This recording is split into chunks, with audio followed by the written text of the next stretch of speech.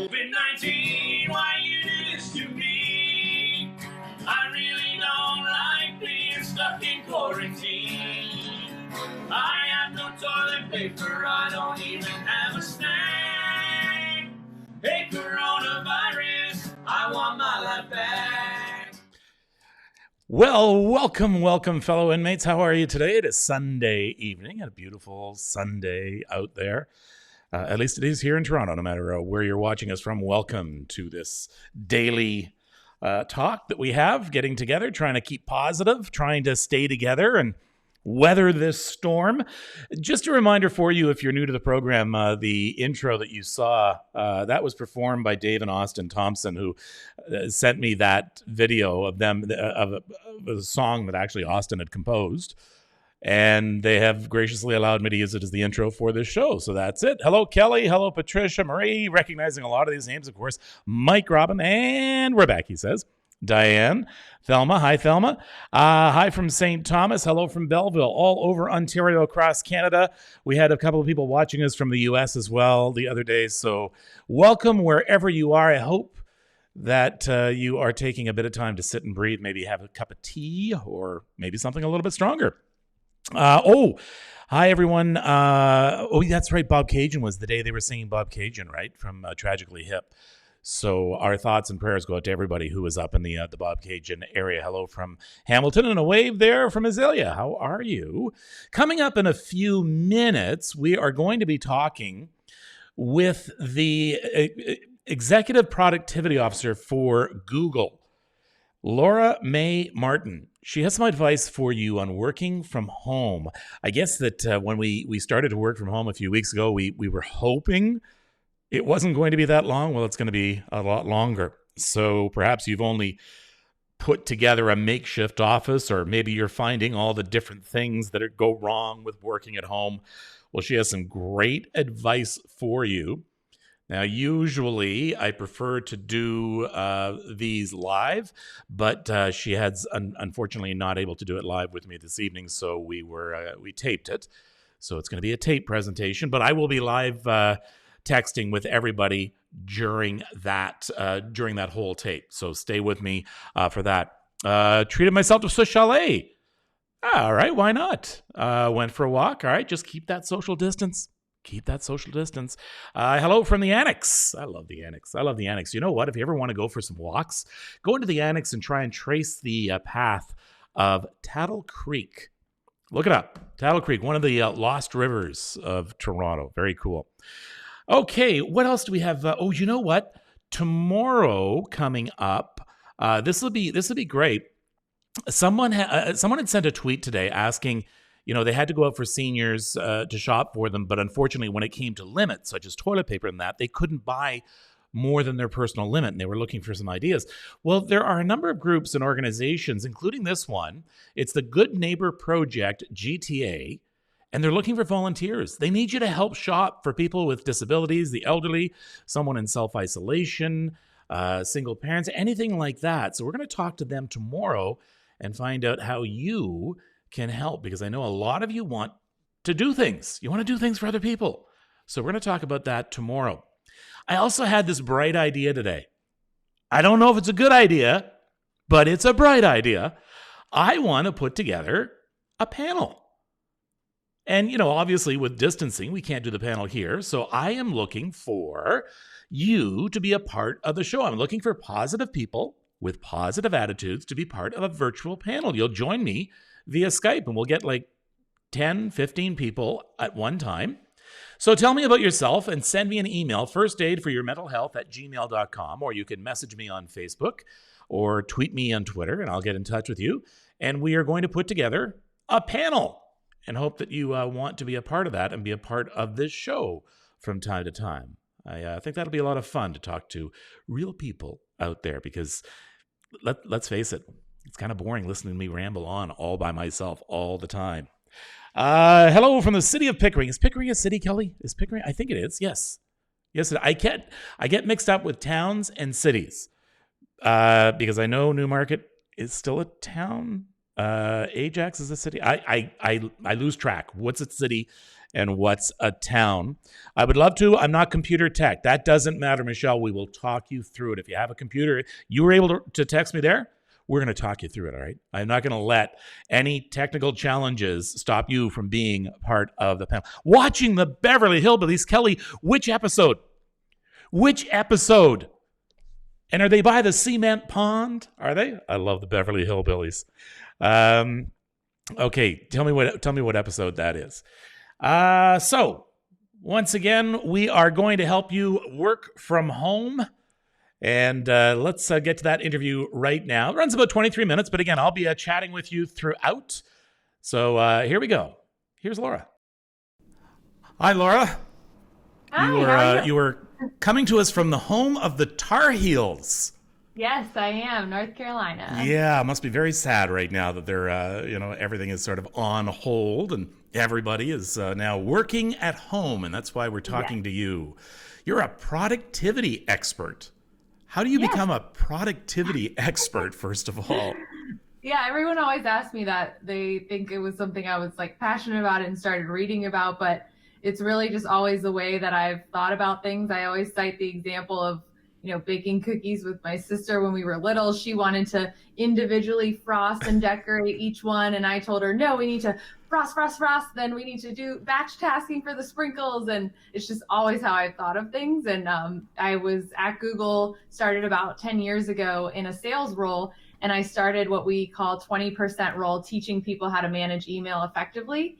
And it just kind of turned into a full-time role where now I work with Nooglers all the way to executives on email, time management, effective meetings, things like that. So essentially you have made a career that started with an easy bake oven. Yes, exactly. Okay. I love it. So many people right now working from home. A lot of people didn't realize they would be at home this long.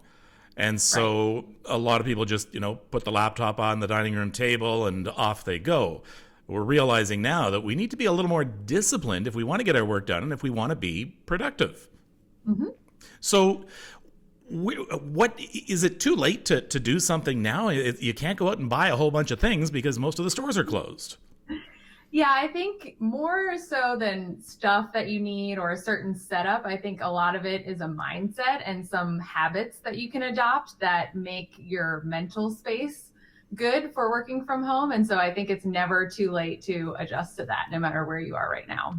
So let's take a look at some of the pictures that our viewers have sent in. Let's start with this one, and this is from Rob Noakes. Now it's kind of dark, but it looks as though it is on a small round table, possibly a dining room table or something that's in the living room. It's quite compact, let's call it. I think, even having the luxury of having any spot to work is beneficial, because I have had video calls with some people who are in a bathroom because their kids are outside and their husband's using their own home office. So, one of the big tips I talk about is no matter where your space is, having any space is better than having no space at all. It kind of helps your mind focus on work when it's in one area. Okay. All right. Working from home with small children is so difficult. You can see the little head popping up there in the background. Yeah. The little helper, the coworker. And that is a big challenge. I don't want to say a problem. That's a big challenge for people. Is they have their families there. I can see a high chair off to the left as well. So yeah, this home office is right in the middle of Grand Central Station in the home. Yes, it looks like it. What do you do to ensure that this does not become too much of a distraction for you? Because then it just becomes frustrating. So you mean the children or the space? Children, the space, the fact that you're in probably the most important room in the house, in the kitchen. Yeah, I think that only you know what the flow of your house is and what the traffic is like. So in this situation, maybe the child's able to play in the living room and the parent is able to see them and supervise while doing email. So this could be a good situation. But if you do have the ability to switch off with a spouse or have a room that's closed off for meetings. I think that can help you have the mental separation. But not everyone has that luxury. Some people are single parents and they're doing both things. But I think having a consistent spot at least shows the children, when I'm sitting here, this is what I'm working on, versus bringing your laptop with you everywhere, to their room, to the kitchen, to the living room. That could be confusing because they don't know when you're on and when you're off. So if you can keep that consistency, it might help with the children understanding as well. You've written articles and blogs before on productivity at home, but you sort of refreshed it with what's going on with COVID right now. So let's talk about your last blog here, and I'll put a link to this on my site. And one of the things is obvious, right? The first thing is you need a spot to work. Now, it may seem obvious. What do you need to know about that spot to work? So I think picking a spot has more to do than just like, oh, I set up my laptop or I set up my monitor so this feels productive. It's actually helpful for your brain to know that when you're in a spot, it starts associating the smells, sights, sounds of that spot with work. So it's easy for us to walk into our work building and we immediately think about work. So why aren't we doing that at home? And it's because our brain isn't used to that yet. So it's something called state dependent recall. It's the reason that authors write a lot of their book in the same exact spot, in the same exact coffee shop, because it's their mind starts to slip into writing when they're in that spot. So you want to start doing that for your brain and say, hey, when I'm in this spot, and for your kids, when I'm in this spot, I'm working, and I start associating this spot with work. And that's one of those long-term things you mentioned. Over time, you need to get to that point where you actually have a spot where you associate with work. Otherwise, it's just every day you're starting over when you bring your laptop around. And then similarly to that, you also want some spots where you never work. So when you're working from home, you are kind of bringing your laptop around and you're inviting work into your home. And that's just the situation right now. But you want to say, I don't ever work in X room, whether it's bedroom or living room, because you still want that way of having distance from work. So I'm leaving work now, I'm going into my bedroom, and that's it for the night. I never gave that any thought because we all check our phones and we get emails from work 24/7. And for a lot of people, they try and distance themselves for that. But when you're sitting there in your living room and you're looking into your kitchen and you see your laptop there and your paper and you're thinking, oh, wait, there's one more thing I can do right now. Yep. You don't want to do that. You don't want that. You're out of sight, out of mind. Exactly. And I think I learned that my dad has worked from home for about 20 years. And I noticed that with him, he never brought his laptop out of the office. If he had to do something, he went into the office. But if not, he would always come and be fully focused on us kids and things like that. So I feel like he always did a really good job of that. And now I think that's a helpful tip for anyone who's working from home. Okay. So the vast majority of people work 9 to 5. You Right. you go into work, you're Monday to Friday, you're expected to be at your desk, then you're finished at 5 and you're expected to stand up, go home. Nothing is taken into consideration as far as, do I have the energy to do this right now? Does it fit in with Right. the rest of my schedule? But one of the things you say about working from home is plan around your schedule and your energy. Yes. So I think that, I know that everyone has these circadian rhythms and productivity is included in that. So you probably know whether you're more of a morning person, whether you're more of a night owl. We all kind of have 1 to 2 of these 2-hour windows where we're really productive, and they're different for everyone. And this is something I talk to execs about when I'm doing any of my coaching sessions. So, if you are normally driving into work from 7:30 to 9 and you happen to be a morning person, you've kind of just wasted a lot of that burst of energy that you have in the car or wherever you're commuting. And then, at 2:30, when you have a natural lull, you're expected to really push out good work. So, just as important as what you're doing is when you're doing it. And so with this working from home, you can experiment with what is my natural peak burst of energy and how can I plan around that, being a little more in control of my schedule and not having to commute. So for example, if you're the kind of person who would love to work out mid-morning, you wake up, you do some emails, you work out at 10 or 11, take a break, and then go back to work. Maybe that's something you can't do in an office. But in this situation, maybe you can do that from home and you feel this new level of energy in the afternoon you wouldn't have gotten if you were working out at night. So just kind of experimenting with that is one of the benefits of really understanding, what are my natural rhythms? Do I want to stay up late working and sleep in a little later? And, without having the structure of being in the office, you are able to experiment with that. Well, there are many studies that have been done that show that for some people, a 4-day work week would actually be more productive than a 5-day work week. That coming in at 11 in the morning rather than 9 in the morning would make them more productive, even working fewer hours. So maybe we're going to learn something from this isolation. Yeah, I definitely think so. I think that, when you are working 9 to 5, your brain kind of thinks, I have to fit in work from 9 to 5, or I can work outside of those hours, or, it's not looking at the full picture. Whereas now when you're at home and you're in complete control of your time, you're able to look at it from all angles and say like, oh, I kind of feel like I'm done working, even though it's 4 o'clock, I might take a quick break.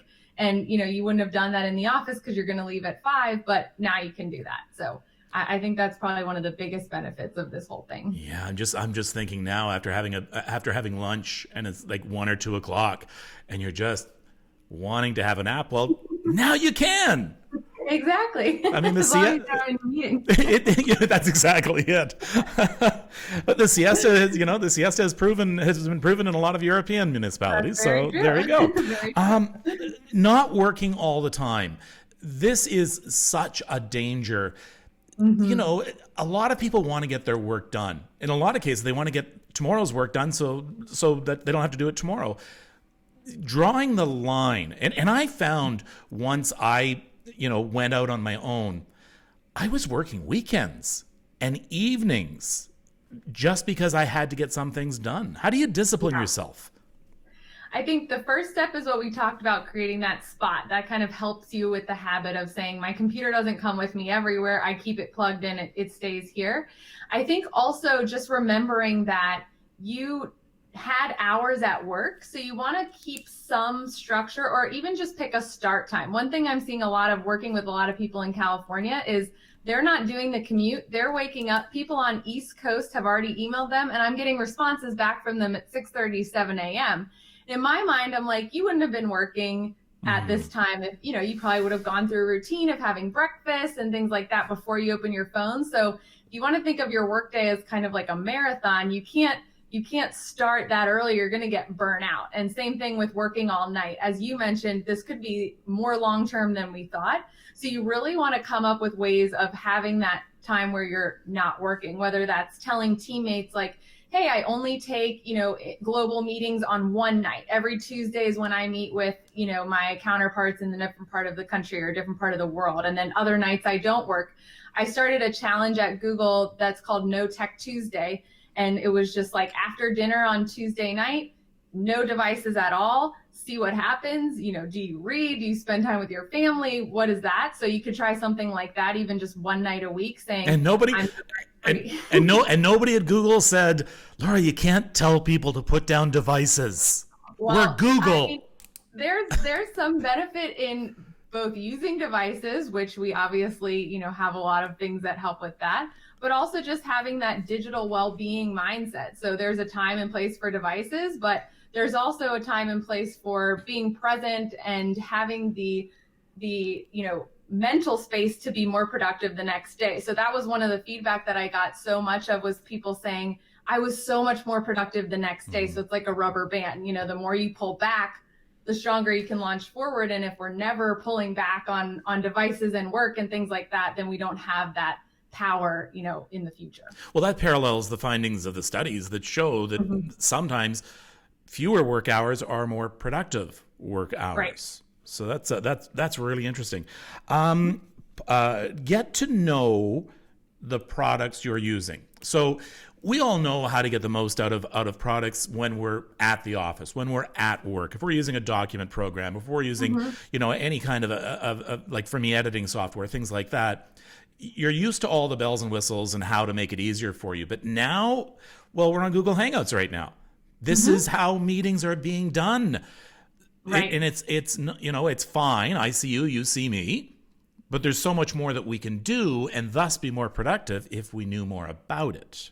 Right. And I think this is one of my biggest tips to people, no matter, whether you're working from home or not, is just anytime you're using a new product, whether it's your new phone or a new email program or whatever it is, spend even 10 minutes in the settings looking at all the buttons and saying, what does that do? What does that do? Because that's how you really find how to customize something that you're working with. So I think being at home, a lot of us are using these virtual work products that we've never used before. But for example, with Google Hangouts, you can lower the bandwidth of a call if you're having Wi-Fi issues. You can close caption a meeting.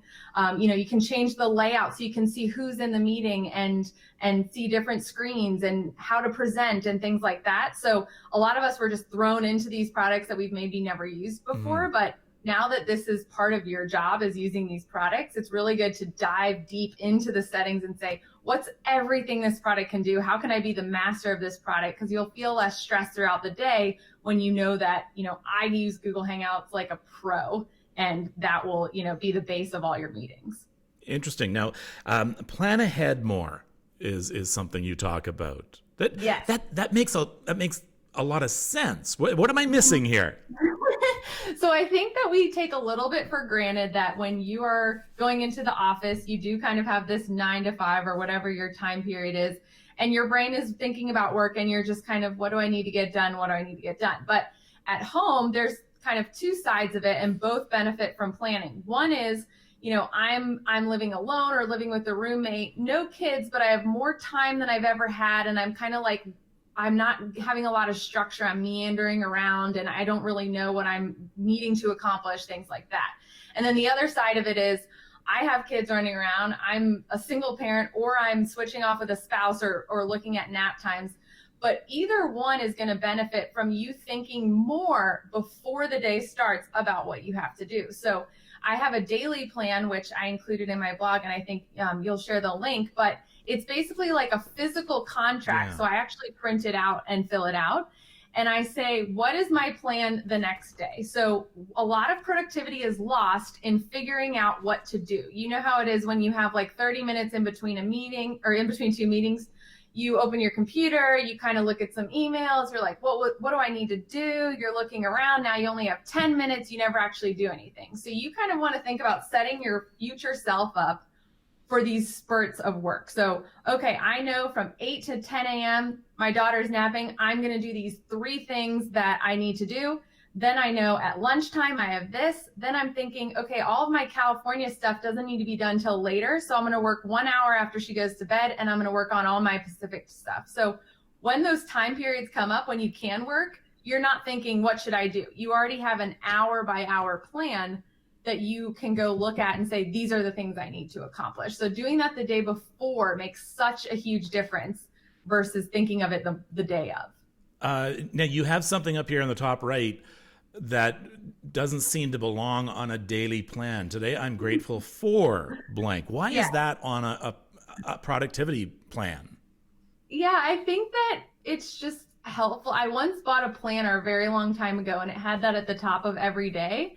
And I found that it was such a peaceful way to start my day, because we kind of open our planner or list and we think like, oh, I have so much to do. But for me, I love the fact that for 1 second before you write any of that down, just thinking about the fact that you are someone who's lucky because you're able to work from home, or, that you're spending extra time with your kids, even though it might be chipping away at a few things you need to do. So, I'm always trying to look at that perspective. And so before you dive into all the stressful stuff that you're kind of like debriefing, I think it's helpful to just, think about that. Like what's one thing that I am grateful for, and then all these things I have to do. I love that idea. And we've been talking about that a lot on the show, about how to cope with this isolation. And one of the main things is to be grateful for things. And I think it would be great to look at your daily plan, and every once in a while when you get too stressed or you get anxious, or you look up and say, okay, there's something positive up there. Exactly. And I think to your point, one thing that just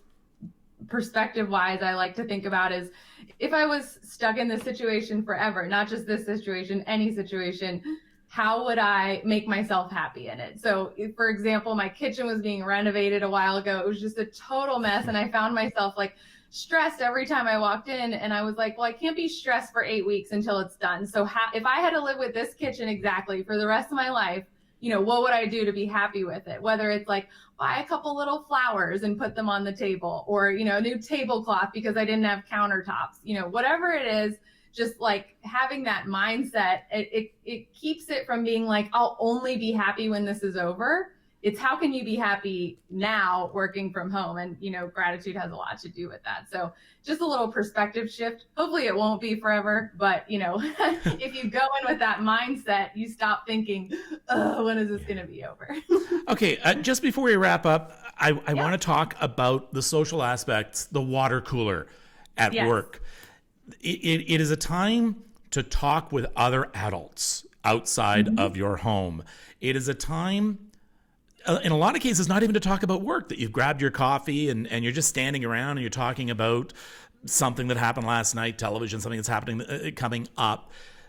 So now your only contact with people from work is when you're on Hangouts or something like that, and you're talking about work, you're having a meeting. What do we do to sort of take the place of that very necessary social interaction? Yes.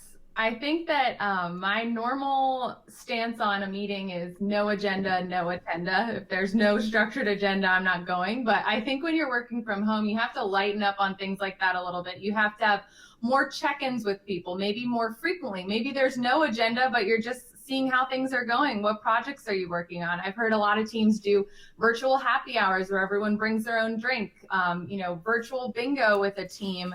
My own team has a weekly check-in, and we have a different agenda item each week. This one is bring a recipe you've been making that you really liked, or a show you've been watching was last week. So having those not forced but planned catch-ups that include things that are not work-related is going to help you stay feeling connected and caught up, and it kind of replace the water cooler chat that was happening. You don't want to keep it all business, because that's where you could get some distance.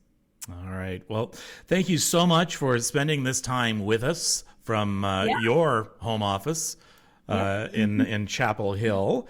And to think it all started with an easy bake oven. Exactly. Thanks for having me. Thank you. All right. Fantastic. That was Laura Mae Martin. She is the Chief Executive Officer for Google, speaking to us from her home in Chapel Hill, North Carolina. Chapel Hill, of course, if you're an NCAA fan, home of the incredible Tar Heels, the legendary Tar Heels.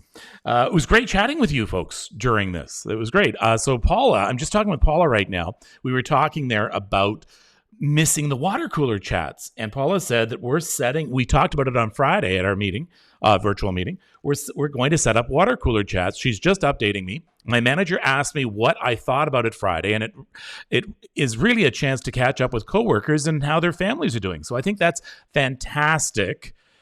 So that's a great idea. That's a fantastic idea. Donna was talking about a moose on the loose in Aurelia.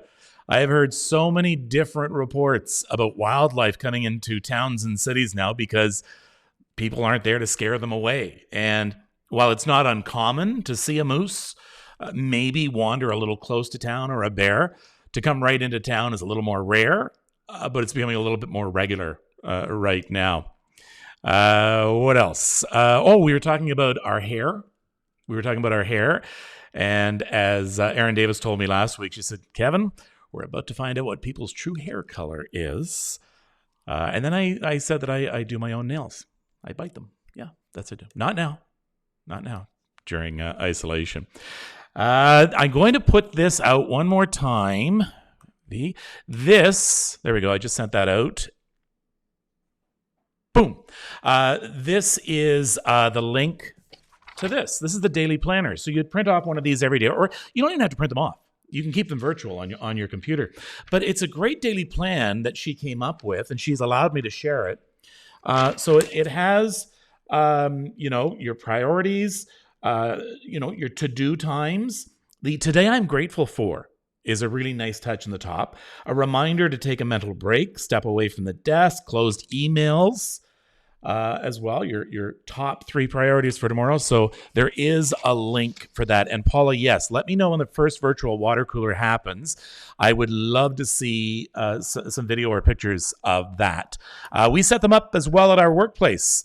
We're having meetings to just chat about non-work topics. Belinda, that is great. So for all of you who are still in communication with work, still having meetings, why don't you put forth a suggestion? Once in a while, let's meet once, twice, maybe 3 times a week and just talk about nothing. Talk about things that are not work related. We need that socialization. We need that. Thanks for the link to the daily planner. I'll write it out. I don't have a printer at home, but Paula, you can just keep it on the computer. You can just fill it out that way.